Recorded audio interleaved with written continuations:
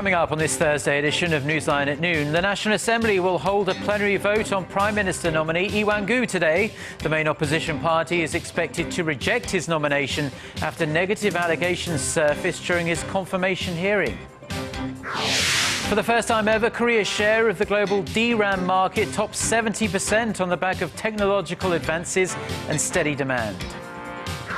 Plus, US President Barack Obama asked for Congress's approval to formally use military force against the Islamic State militant group. These stories and more on Newsline at noon.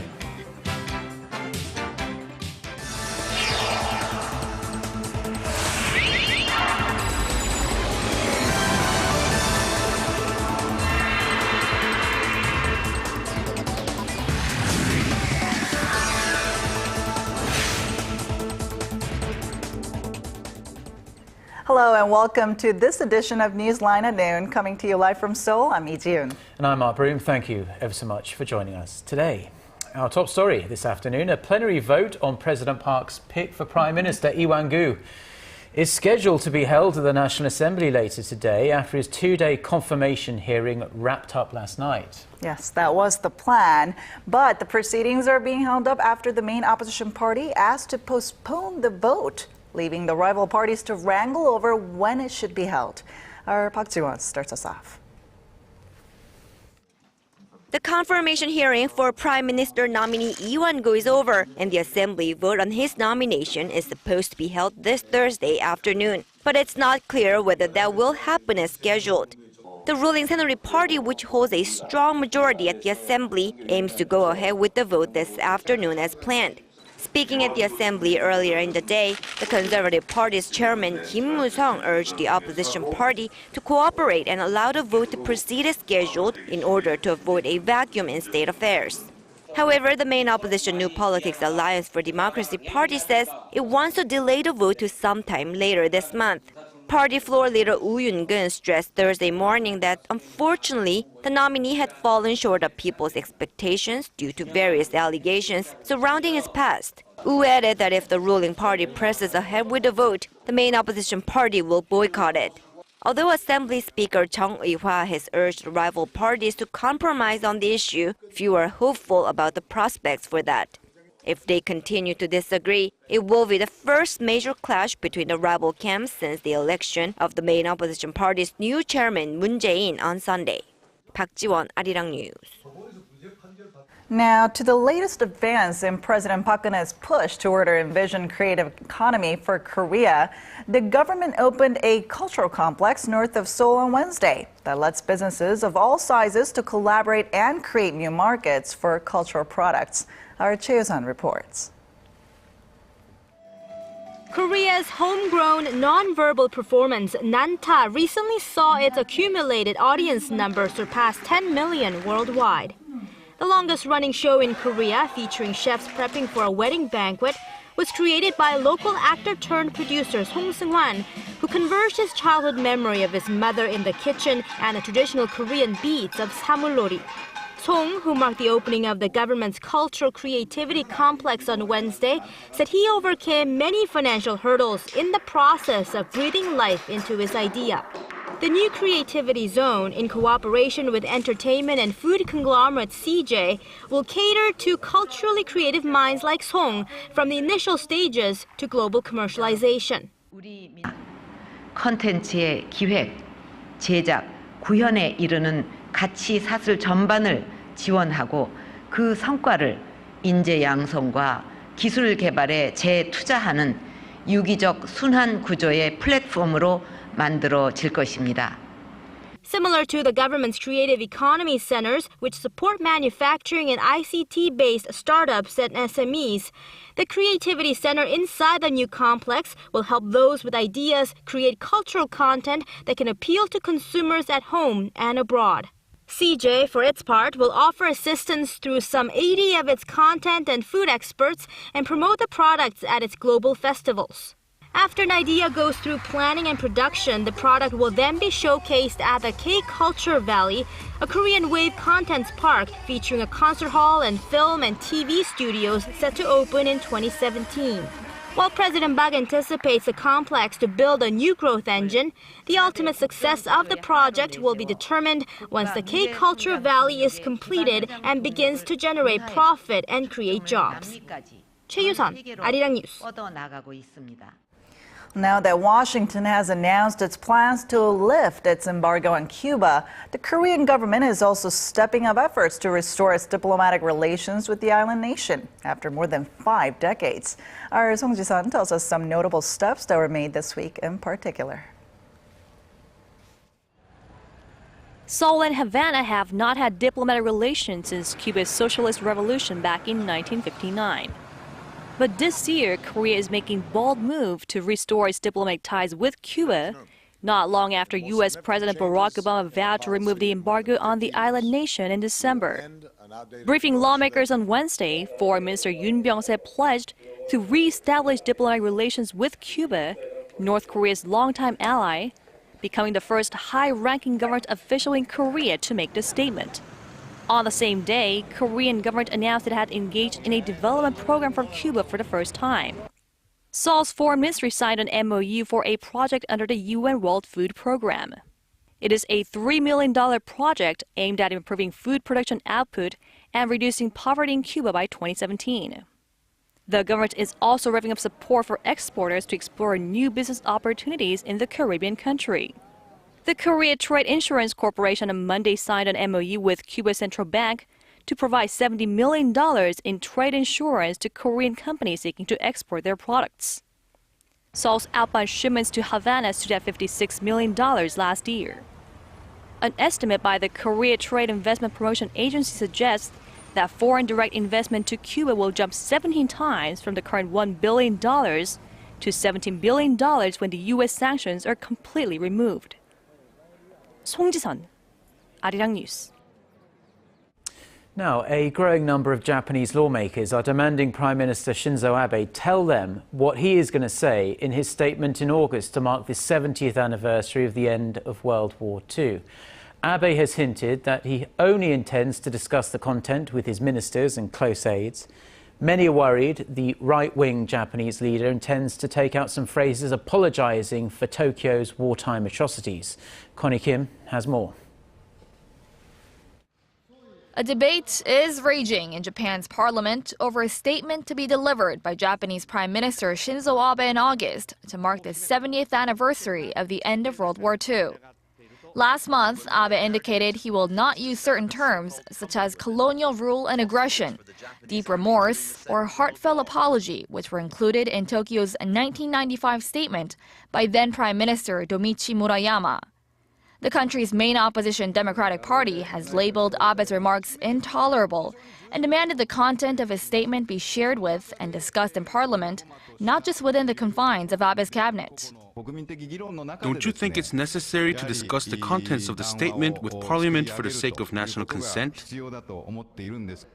It's hard to pass a resolution in Parliament. We'll announce a statement under our cabinet.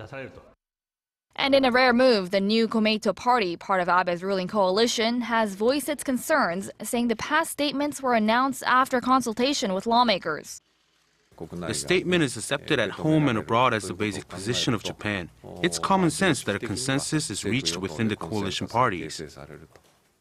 Adding to the conflict and confusion, the chairman of Abe's ruling Liberal Democratic Party's General Counsel, Toshihiro Nikai, said it's only sensible that the cabinet coordinate the upcoming statement with different parties. The international community has been calling Japan to address its historical past wrongdoings and issue a sincere apology. And with Japanese lawmakers calling for Abe to strike a forgiving tone, analysts say the Japanese leader is under growing pressure to make a heartfelt apology for Japan's past wrongdoings. Connie Kim, Arirang News.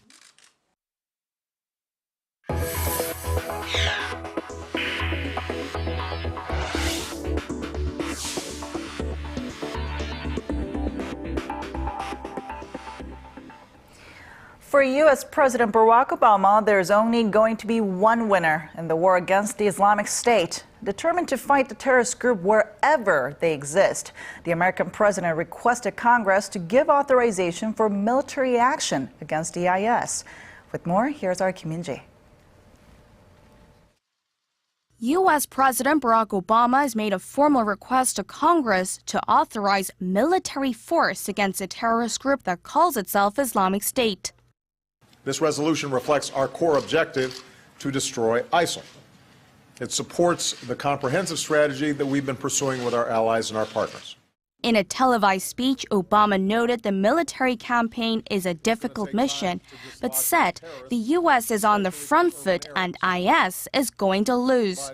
The request does not call for the deployment of ground troops, although a separate letter to Congress did state that it will be limited to rescue operations or the use of special operations forces to take military action against the extremist group's leadership. While there's general support for the plan, the Republicans want stronger measures, and some Democrats say the resolution goes too far. If the request is approved, it would authorize a military campaign for 3 years without geographical restrictions. It would also be the first war authorization since then-President George W. Bush sought authority to wage war in Iraq in 2002. The U.S. has conducted airstrikes against IS targets in Iraq and Syria since August last year, leading a coalition of Western and Arab nations. Obama said that although existing statutes provide him with the authority to take these actions, Congress backing would show the world that the U.S. is united in its resolve to crush IS. Kim Min-ji, Arirang News. Well, back here in Korea, the Korean government is planning to educate students on risks of terrorism and proper usage of the internet when it comes to information about the Islamic State groups. The Ministry of Foreign Affairs announced on Thursday that it will educate elementary and junior high school students about the risks of terrorism and terrorist groups like the Islamic State militant organization, as the IS has been recruiting members through social network services. Cyber monitoring on propaganda activities by the IS will also be strengthened. The government also plans to hold a series of meetings at its diplomatic missions in countries bordering Syria to provide information on safety for nationals entering Iraq and Syria. Now to the latest on the scandal that's gripped Korea for months, and the trial over the so-called nut rage incident might be over soon, as the verdict hearing for the former Vice President of Korean Air, Jo Hyun-ah, will be announced in a few hours' time. Kim Hyun-bin reports. A Seoul District Court will announce its verdict Thursday on whether Cho Hyun-ah, the former Vice President of Korean Air, is guilty of charges ranging from violating aviation safety regulations to pressuring cabin crew to lie to investigators. Earlier this month, prosecutors asked the court to sentence Cho to 3 years in prison for her actions during the so-called nut rage incident. If found guilty, that is the maximum sentence she could receive. The prosecution team pointed out that Cho has shown no sign of genuine remorse for her actions. The former executive has continued to blame the crew for her decision to order a senior crew member to deplane in New York last December, after they did not follow the proper procedure for serving nuts to passengers in first class. The Korean public has been fixated with this case since the beginning. Many see it as the latest example of misbehavior by a member of a conglomerate or so-called chaebol family, who believe with their power and influence that they can act and do as they please. In the past, local courts have gone relatively easy on chaebol leaders convicted of crimes by granting them pardons or handing down lenient punishments. Kim Hyun-bin, Arirang News. Korea's consumer price growth dropped below the average for G7 nations last year for the first time in 8 years. Data from the OECD on Thursday shows that Korea's consumer price index came in at 1.3 last year, falling below the 7 major economies' average of 1.6%. The drop signals that Korea may be going into deflation while other G7 advanced economies are stabilizing. The group's 7 countries are made up of the US, Canada, the UK, France, Germany, Italy and Japan, countries that have been in a period of slow growth and low inflation as prices have stabilized. Korea's inflation rate has fallen below the G7 average just twice in the past, back in 1999 and after the country's bailout, and in 2006. For years, Korean chip makers have been among the top 5 in the global DRAM market. But for the first time last year, their combined market share topped 70%, thanks largely to technological advances and steady demand. Our Kim Ji-yoon reports. Korean memory chip makers dominated the global DRAM market with a share of more than 70% during the September to December period of last year. The combined market share of Korean companies during the period is the highest recorded, of 0.7% from the previous quarter. Tech giant Samsung Electronics held more than 41% of the market, while SK Hynix took up a near 28%. They were closely followed by U.S. chip maker Micron Group. Technological advances were key to the leading performances, says market tracker DRAM Exchange. Samsung Electronics produces smaller products than its rivals. Its 20 and 23 nanometer chips are 1/50th the width of a human hair. Also, SK Hynix improved the manufacturing process for its 25 nanometer chips by reducing the number of defective products. Their high performance is expected to continue this year as well on the back of steady chip prices. The global market for DRAM memory chips is expected to increase 13% from last year to nearly $53 billion. As of Thursday morning, prices for DDR2 were traded at around $1.24, down 0.3% from the previous day. Kim Ji-yoon, Arirang News. Meanwhile, Korea's Dow Kakao has reported impressive fourth-quarter net profits. The local IT giant says its profits for the final 3 months of last year were up more than 70% to nearly $60 million, largely driven by strong advertising sales. The strong earnings come after the merger of Dow and Kakao Corporation last October. And since the merger, the company has rolled out a bank and taxi hailing application on top of its mobile messaging service, as it hopes to connect everything to the internet, just like its slogan suggests. Now, in the wake of a series of child abuse cases that have shaken the nation, we now have a very worrying new report that 57 children were hospitalized last year due to child abuse and 20 died. Data by the Ministry of Health and Welfare this week shows there were more than 17,000 cases of child abuse reported last year, a roughly 44% increase from the previous year.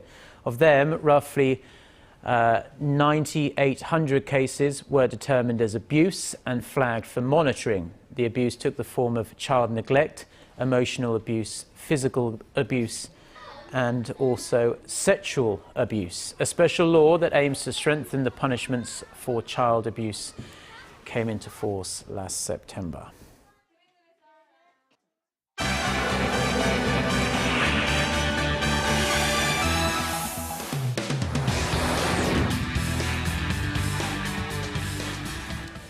Now, let's continue with our look through the global headlines that we're following this Thursday lunchtime from Seoul. For that, we connect to Eunice Kim, standing by at the News Center.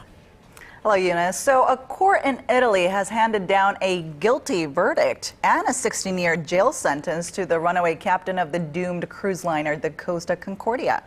Yeah, that's right, Ji-yoon. And the judgment came down relatively swiftly. It took judges about 5 hours to reach that guilty verdict, capping a 19-month trial and handing some sort of resolution to the family members of the 32 people lost off the coast of Giulio. Now, Francesco Schettino was at the helm in 2012 when the Costa Concordia moved too close to shore and crashed into rocks off the Tuscan island. You'll remember he fled the giant ship before his passenger and crew of 4,200 people were rescued. Now, despite the 54-year-old's tearful plea that he was only partially responsible and was being made a scapegoat, the 3-panel judge found him guilty on multiple charges of manslaughter for causing that accident and abandoning ship. Schettino and his defense team had requested a plea bargain, which was denied. They are expected to appeal this verdict. Meanwhile, talks continue into the early hours of Thursday in Belarus as European leaders try to secure a compromise to install peace in eastern Ukraine, which continues to be battered by escalating violence between pro-Russia separatists and Kiev's forces. The heads of state from Germany, France, Ukraine, and Russia arrived in Minsk on Wednesday with a huge and important task ahead of them. Before the summit, Ukrainian President Petro Poroshenko made a surprise visit to the eastern city of Kramatorsk that had been hit by deadly rebel rocket fire earlier on Tuesday. Now, on Wednesday, more than 20 people were reported killed, including those who were at a bus station in the rebel-held region of Donetsk. Poroshenko said he was ready to install martial law throughout the whole of Ukraine if the summit is unable to reach a ceasefire to end the land grab. And Western governments have begun closing their embassies in Yemen, citing deepening security concerns amid a power vacuum in the country. On Wednesday, thousands of Yemenis filled the streets of the capital and other cities, demanding that the country's leaders be reinstated and rejecting the militia's constitutional declaration that had essentially dissolved parliament.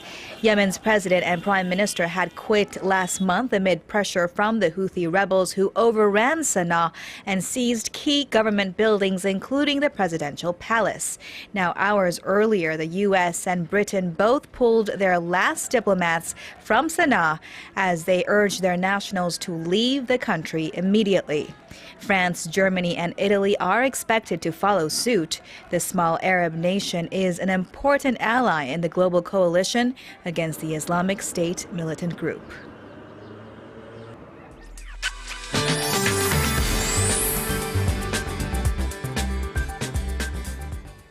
Good afternoon, I'm Lee Ji-yoon here with your latest weather updates. Well, it's quite chilly today. Temperatures are expected to be 4 to 5 degrees cooler than yesterday, so dress accordingly to avoid catching a cold and to stay warm, as the strong gusty winds will add a chill to the air and bringing down the sensory temperatures by a few notches. And unlike the dusty and foggy day we had yesterday, the skies will be clear and the air quality is better in the upper provinces, including here in Seoul. But in the meantime, some regions down south, they still have high levels of fine dust, but the strongest winds should push away all the lingering dust by the middle of the day. With that in mind, let's take a closer look at the readings for today. Now, the high in Seoul will climb up to 3, while the top temperatures in Daegu and Gwangju will rise to 7 and 6, and Busan will peak at 10 this afternoon under plenty of sunshine. Now let's see how other regions are looking.